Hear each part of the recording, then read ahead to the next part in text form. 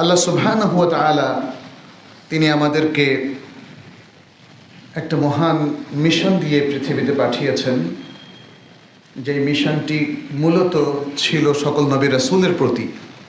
সেটি হচ্ছে এক আল্লাহর দিকে আহ্বান করা, তার তাওহীদের দিকে আহ্বান করা, তার রুবুবিয়ত এবং উলুহিয়তকে প্রতিষ্ঠিত করা।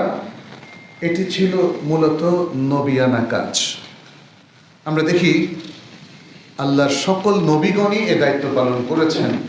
নূহ আলাইহিস সালাম তিনি 1000 বছরের কাছাকাছি সময় দায়িত্বটা পালন করেছেন।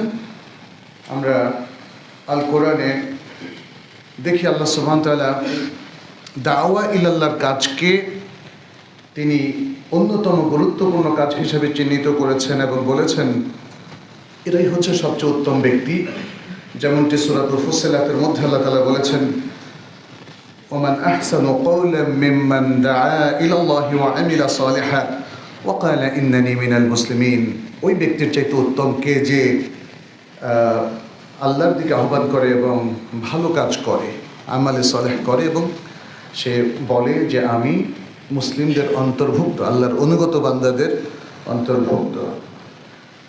নবী সাল্লাল্লাহু আলাইহি সাল্লামকেও আল্লাহ সুবহানাহু ওয়া তাআলা এই একই দাওয়াত দিয়ে তিনি প্রেরণ করেছেন। আর এটাই হলো আসলে মূলত আমর বিল মারুফ নাহি আনিল মুনকার।